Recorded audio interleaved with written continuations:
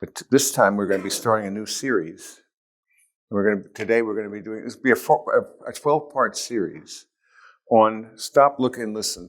And you might be wondering, of course, you've all seen these railroad crossings, as you know, and this is an old one here, And I remember these growing up and just always noticing this stop, look, listen. And that's really what I want to do. And my friend Larry Green, who has a place called Home, and it's a wonderful retreat center. And so he's put those signs up. I said, you ought to put a sign like that up. And he mentioned this. And so he went ahead and did this. So this is what I'm looking at here. What does that mean to stop, looking, and listen? So to stop, to consider what that means, to look and to listen. And indeed, there are 4 components for each one that I came up with. And I want to share these with you. So you can now do the math, and you can see there's going to be 12 sessions. And I'm just going to give you a brief and very quick survey of what they would be like. Stop. We're going to be talking about solitude and silence briefly this morning. Things that are really pretty countercultural, aren't they? How many men understand solitude and silence? Second, being a contemplative in action. Third, being aware of the presence of God, paying attention to the journey that you're in, and to the story that you're in as well. I'll explain what I mean by that. Those 4 would mean, or the stop. And then look, learning to see what others miss. Very few people really can see nature. Very few people have any acuity for it, any capacity, any appetite. I would like you to be among the few. And for very good reasons. Learning to cultivate wonder and curiosity and submission as well. And to recalibrate your life. That'd be a good name for a book title. Oh, wait. Okay. There is one. There is one. And to fix your eyes on home. This is a huge theme. In fact, I decided to do another booklet. It would be a 13th booklet. That's the problem. Triskoidecaphobia. Fear of the number 13. But I'm going to do one on heaven. I really feel like I need to do a booklet about the cultivating an appetite for home. So that's a huge theme. Why is it that so many believers are afraid to die? That's madness. Unfinished business, things like that. Nonsense. You're not thinking clearly or correctly. There should be one thing on your mind only, and that's at the end. If you had 90 seconds left, you've heard me say this. It was 90 seconds left, what's on your mind? And if it's family and friends, whatever, it's the wrong answer. Should be Jesus. Well, then a person asked me the other day, well, then how, if that's my aspiration, then what do I do with my business and so forth? The point is, you're bringing Jesus into your business. It's not that it's separate, but actually he energizes. So everything you do is practicing his presence and loving and serving people through the enterprises that he's given you to do. So we disconnect, we bifurcate life, we don't connect them together, and we need to be living out of this whole, out of the center. So then the next one, under listening, what does it mean to listen? I want to talk to you more about listening to the prompts of the Spirit. I think it becomes a lifestyle. And you can begin to train yourself.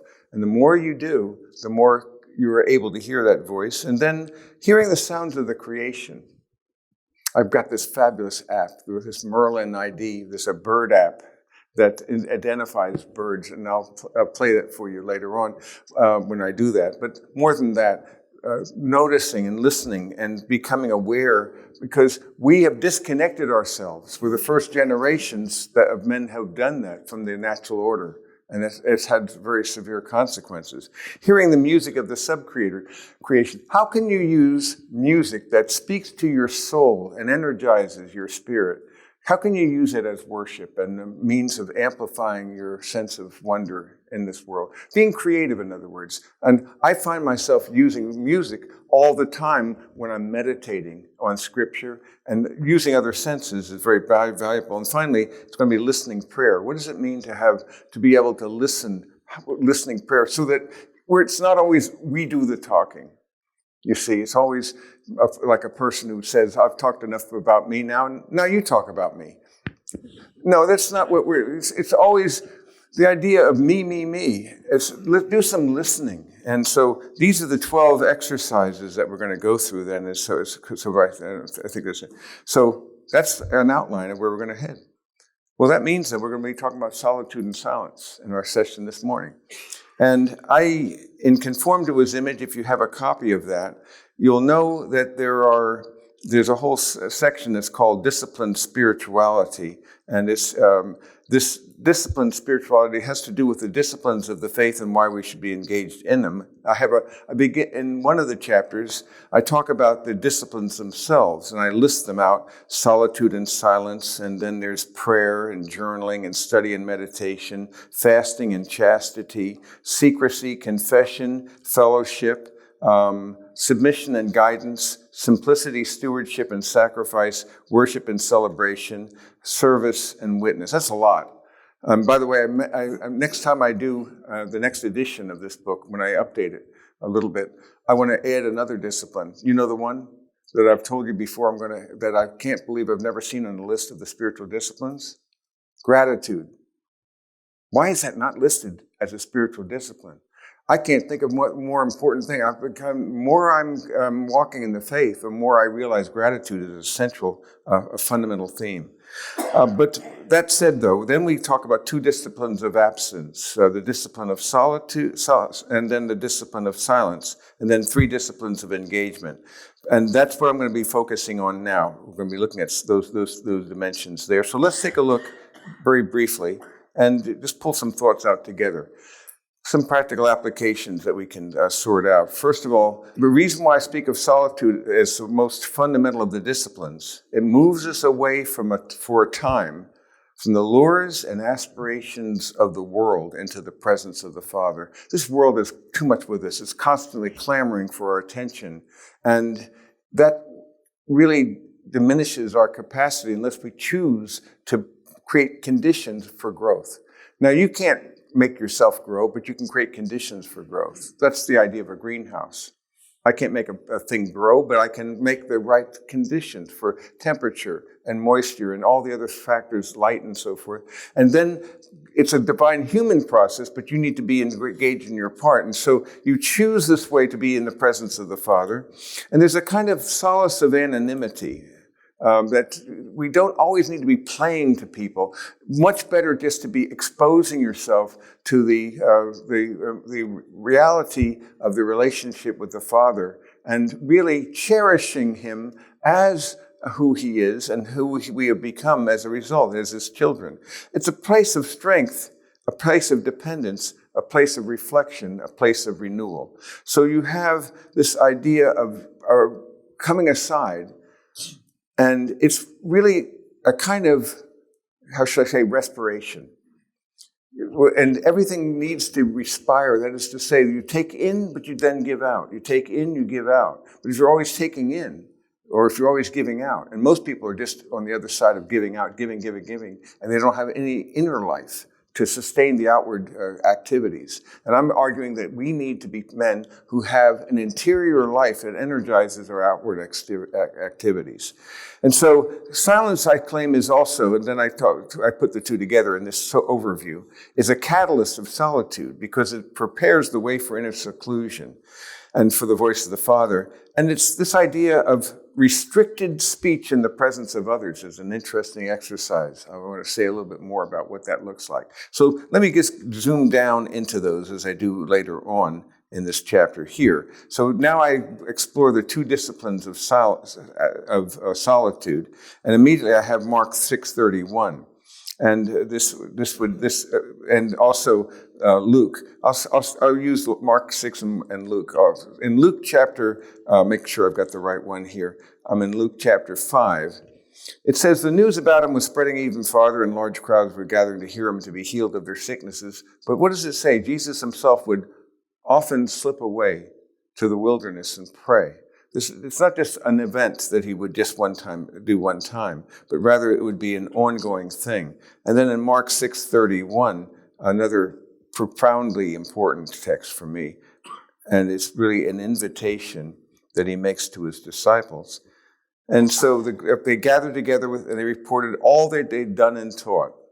And then he said to them, come away by yourselves to a secluded place and rest a while. What an invitation it is to come away by yourself. I want you to imagine Jesus is asking you to come away by yourself to a secluded place and rest and be with me. Wouldn't it be an attractive thing to do? And creating conditions and experiences that make that possible. And so as I see this then, many people, especially those who are extroverted, it's really tough to do this, but there's a price you pay. This may be not our natural disposition. Most of us, if we're honest, are probably spring-loaded toward activism and not to passivity or quietude. You're not likely to monk it up.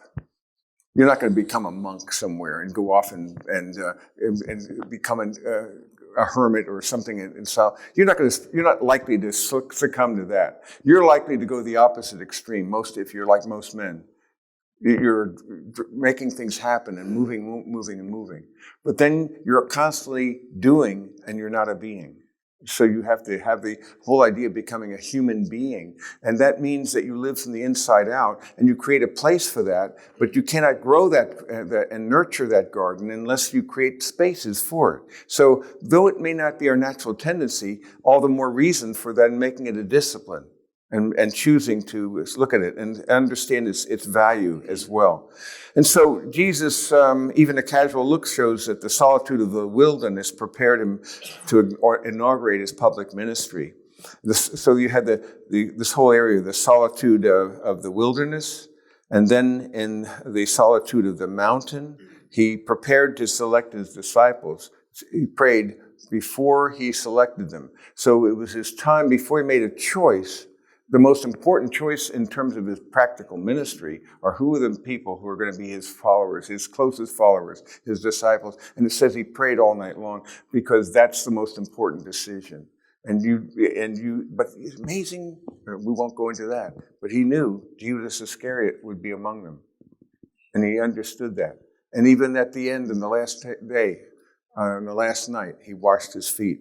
But the mountain to sacrifice for the sins of the world, it's not a matter of loneliness, it transcends that. It was to be in the presence, so it's not to be lonely, but actually you're always with him. And so you're never alone when you're with God, but you carry his presence with you. And so I say in solitude, we remove ourselves from the siren calls and illusions of our society. And this idea of a life of ongoing transformation. My favorite line, I think, from Dietrich Bonhoeffer comes from his book, Life Together. Let him who cannot be alone beware of community. Let him who is not in community beware of being alone. You see, you need people to actually sustain your life, but you also need an inner life to be alone, to empower you to be the person you need to be another centered person rather than a self-centered person. So it's this interior life. Leadership and authority and excellence always should be inside out. It's not a matter of some outside-in functionality. So times deliberately spent away from interaction with other people, but nurture depth and perspective and purpose and resolve. And that's one of the things that you want to have. Depth and perspective, purpose, and resolve. And this doesn't come while you're running and gunning and bowing and going and charging and all of that. It comes when you take a place to be periodically distance yourself from crowds and schedules and become less captivated by that. So there's choices that we have to make because we have to define and measure ourselves not by what people think, but what God thinks. But if we're not listening to his voice and spending time with him, we're going to miss out and the siren calls of the world will take place. And then we'll even somehow baptize that with a spiritual agenda and suppose we're doing it for the Lord. Actually, you're doing a lot of frenetic activity in the flesh, but you're not actually walking in the power of the Spirit and allowing him to flow in you and through you as you. You need to create a place for that, even though it's not your disposition, it's your discipline. And so we have a choice. So you become what you want to be in the sense that you pursue a good, and there's a price to be paid. And so you ask yourself, what do I want? What's the question I always ask? As I was sitting right there, you know what I was asking? What do I seek? Well, the first question is critical.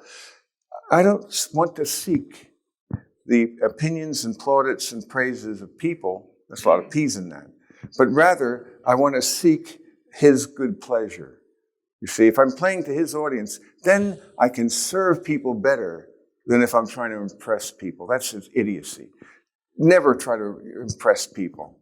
You want to be, and you can't impress God. You won't do that. You cannot try to impress people and be pleasing to God at the same time. You have to choose your audience. So it was like a mini recalibration there. Why I'm about to speak, and I want to do it as unto the Lord and make it an act of devotion. Does that make sense that you can combine them together like that?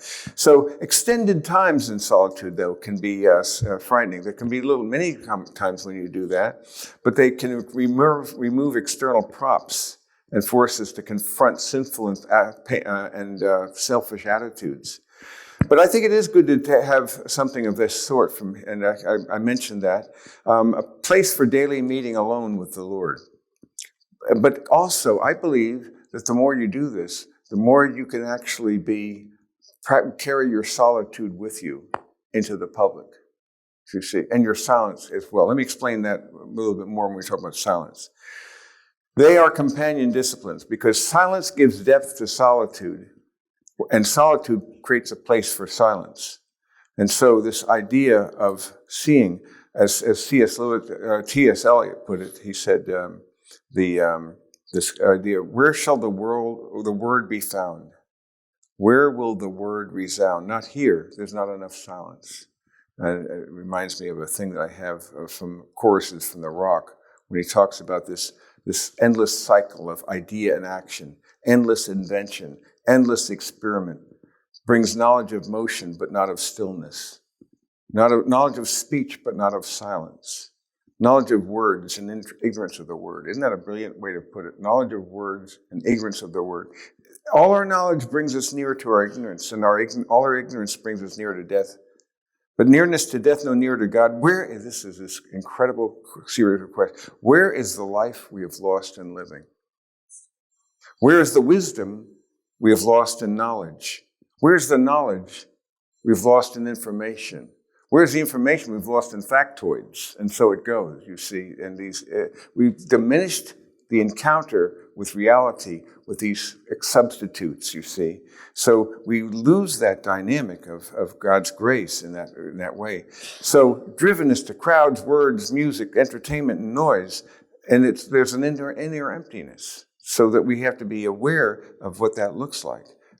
In repentance and rest, you will be saved. In quietness and trust is your strength. Isaiah 30:15 is not a bad verse to chew on from time to time. In repentance and rest, and in quietness and trust. And so you grow in quietness and trust by being in the presence of God, and silence in the presence of other people can be practiced by deliberately speaking less than we otherwise would.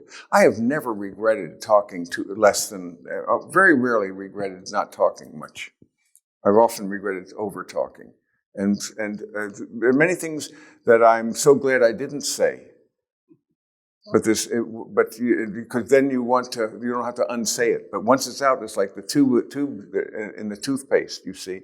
You squeeze it out, you can't push it back in. And people, memorialize the event. So you want to be quiet and be prudent in your words and your silence in that sense. So James 1:19 makes everyone must be quick to hear, slow to speak, and slow to anger. You've been given 2 ears and 1 mouth. Use them proportionately, you see. Be quick to hear, slow to speak, and then slow to anger. So listen. Train yourself to listen before you jump into the thing. Most people are very poor listeners.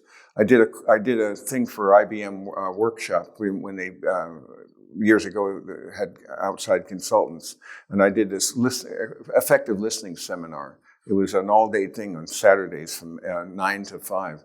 That's not an easy thing because they're doing it. They don't want to be there, but you try to do your best. But they found consistently that this was the most important thing because you see effective listening is the key to effective communication, and effective communication is the key to effective relationships. And most people have picked up these ridiculously bad habits because we've learned rhetoric and reading and writing and so forth and how to speak and so forth. We haven't learned to listen. And as a consequence, we step on people's ideas, We jump to conclusions. We're impatient. We're self-centered.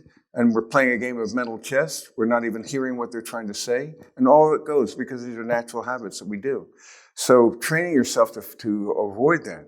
There's one of the practices I remember teaching. It was called active silence. Active silence was the practice of not immediately jumping in, but actually pausing. But you have to be careful here, because if you pause too long, they think you're totally gone. But you give it like a half a second, and many times another person brings out the most important things in that little moment. You gave them a chance. But not having to dominate the conversation, but to actually be receptive requires a bit of humility and other-centeredness. So there's a spiritual dimension to this. I serve a person better by listening to them well. Make sure you know what they're saying before you jump to your conclusions of what you think that they're saying or what you think they need. And so that active silence was very helpful for me. So I'd wait a half a second sometimes. And if you wait too long, again, but it's a very powerful thing. And giving you certain practices that you never normally would try. Solomon put it, when there are many words, transgression is unavoidable, but he who restrains his lips is wise. There are 5 ways in which we can speak less and do better. Consider how much less people would say if they eliminated these 5 things. Boasting, gossip and slander, flattery, nagging and quarreling. Just stop and think about that one for a minute. And guys do nag. Don't think you don't. We have our own ways of nagging. We have our own ways of boasting, and you see, and gossip and slander. It goes down like a tasty morsel, because you see, you gain a sense of virtue by the diminishment of others. It's a strange thing. And so that's why they have virtue signaling, you see, and then they're always looking down on other people. And so actually flattery is another one, and nagging and quarreling. If we got rid of those things, life would be a lot better. And we'd be fewer words, but making your words count, making your words meaningful. And so there's another dimension in the wisdom literature about emotional control and about controlling your spirit. And all of these things relate to that measure of silence in doing this. And so when we say a word, we cannot unsay it. Now, it would be well worth practicing a day of unbroken silence. And I think you could do that and recalibrate your life. We talk about how you could spend a day with God. What would you do if you did it, or if it was just a half a day? But those are very valuable times, because you create a condition where you're able to see and hear and listen in a way you couldn't normally do. So certain times verbal fast can be good. I haven't done this one, but it would be interesting if you spent a day in unbroken silence and if you're around people, though, you have to tell them you're doing that. That'd be very odd, wouldn't it? But just the idea of fasting a little bit more, or the way that we do it throughout the course of the day is to monitor the way we're speaking and listening, and to see if I'm really serving this person, by listening carefully and not having to control the conversation. It's a matter of, there's an other-centeredness, there's an egocentricity, and so you die to your agenda and you start serving this person by being an agent of effective listening, and you're giving them the attention they need to have, and you're drawing things out of them.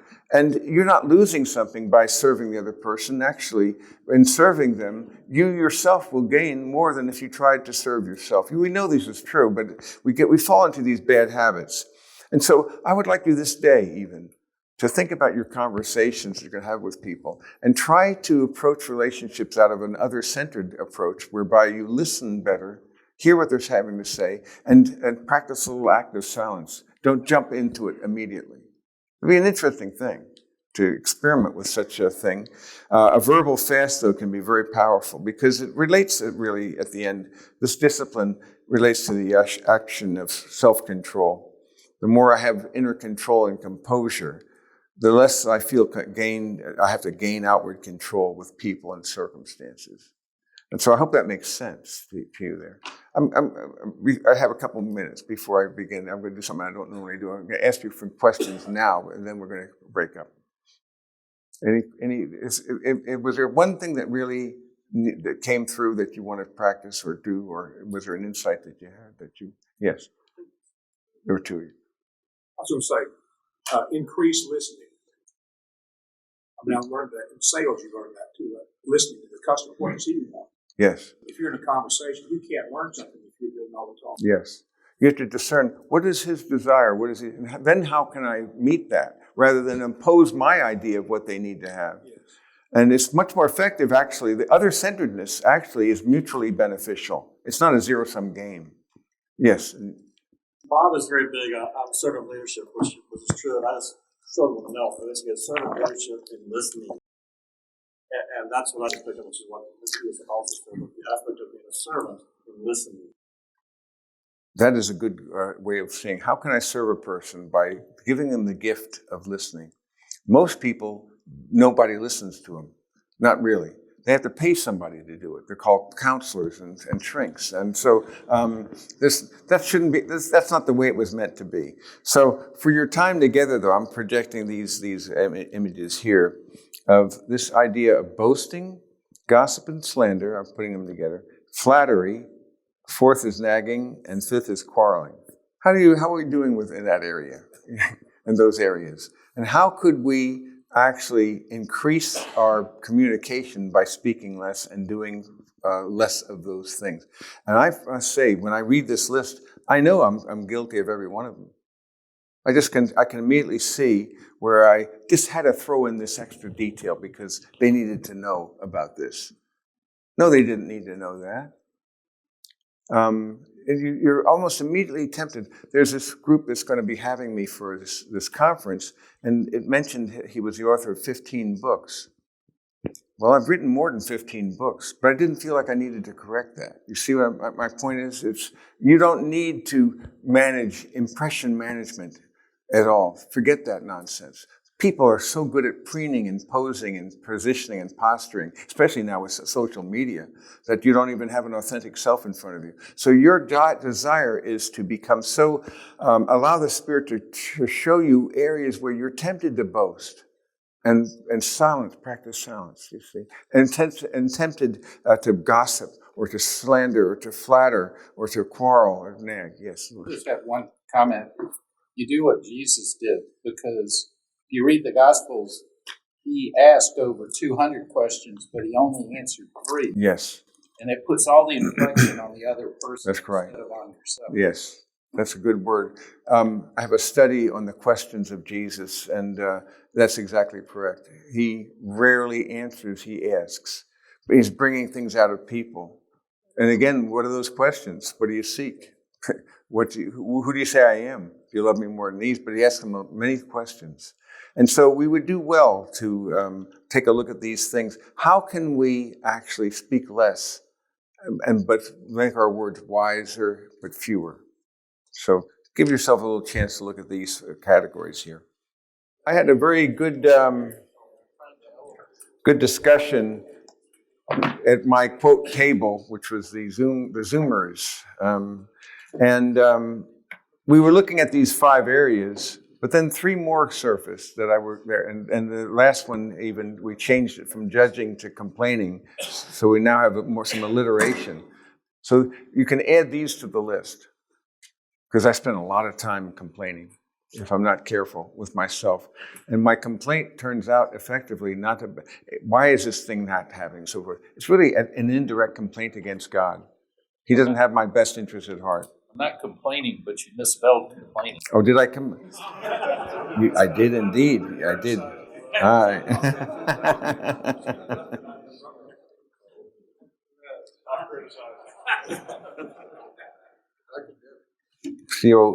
COMPLAIN.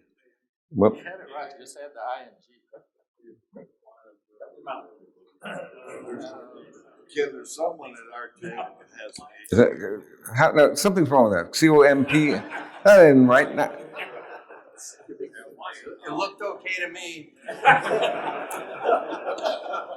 COMPLAIN, right? Well, I didn't have the ING. No. I got it. I'm making the same mistake again. You know what I'm doing this? You know why I'm doing this? I'm giving you pleasure. Um, yeah. But the fun thing, I teased it out and made it really dumber than it needed to be. Now, am I actually being honest? Is that the truth? You'll never know. But I spend a lot of time with these these C's as well as these others, and so I'm adding it to my list. Because how many times, even this morning, I was complaining to myself because the thing didn't work the way it was supposed to work. But if you analyze that, you're really complaining effectively against God for allowing it to happen. You see, it's an indirect complaint against God. You wouldn't put it that way. My father had this habit, and I picked it up from him. He attributed intentionality to inanimate objects. So this hammer, it's in for me. It's got, or whatever the inanimate object, no matter what it was, it was in for him. He was going to get him. You see, this drill, this mixer, whatever. Everything's like it has a nefarious purpose. All the tools are cut, and they probably have meetings when he's not around to talk about how they can make his life even more miserable. But the idea, just how stupid that sounds. And you realize, really, to complain as to why this thing fell or that thing happened is just as stupid. It's just an illustration of what should have been painfully obvious. You're not in control of anything, number one. Nor do you even know what your best interests look like, number two. Remember, I've told you that. You need to believe those two things in order to trust God enough to obey Him.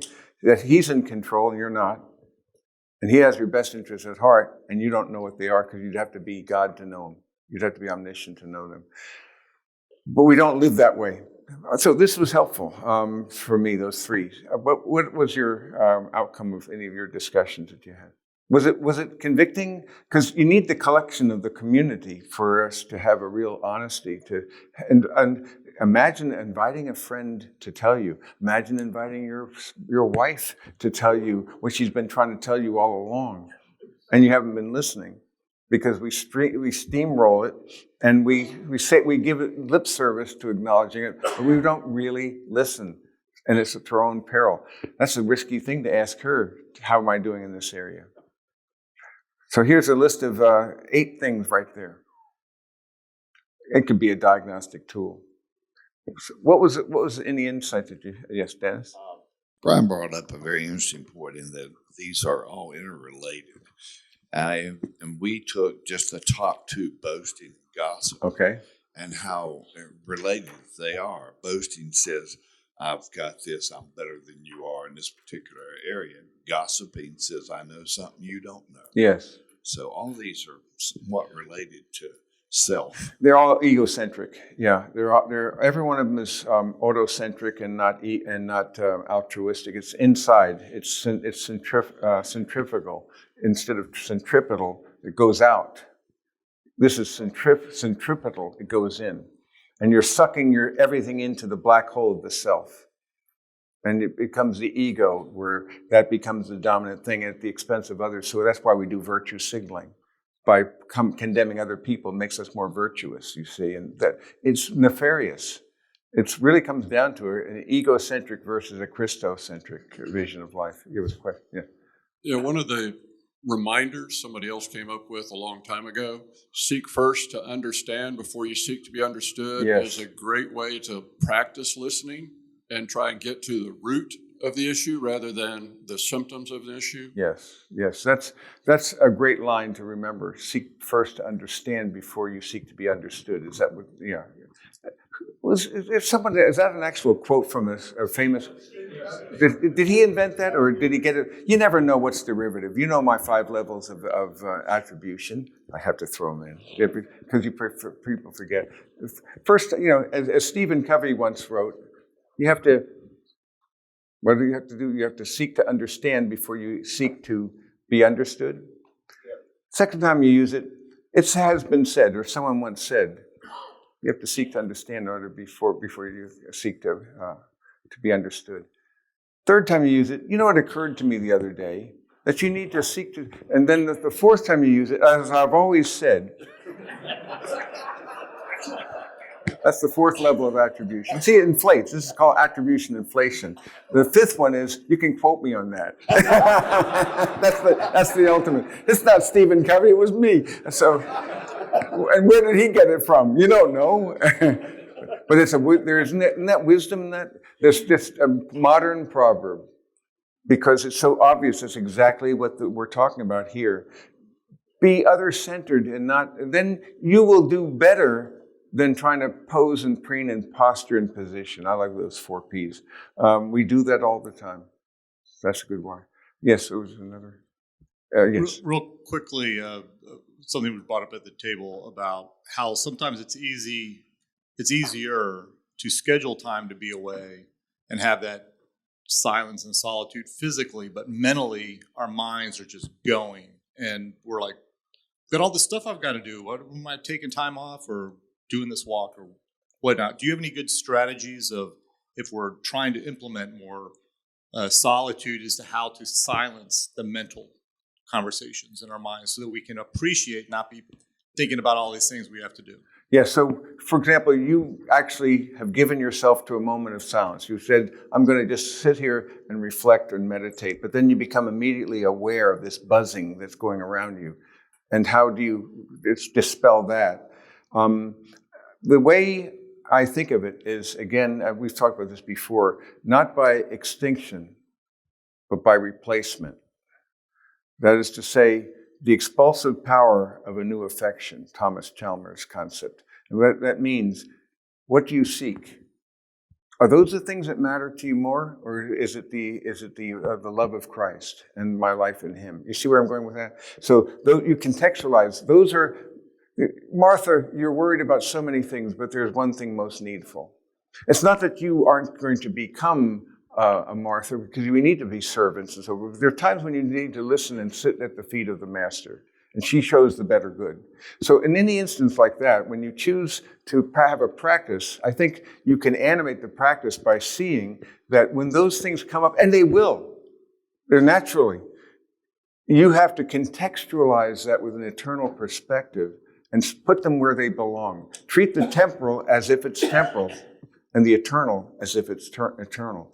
So it comes down to, what do I treasure more than anything else? So every time they come to your mind, you dispel them, you see. You just, I put them away and go to Jesus. What do I seek? And they come back, it's a training. And the more you do that, after a while, you'll begin to see that actually seeking Jesus will give you a better power and perspective on those things than if I thought those things above Jesus. So it's a constant pull. Does that make sense?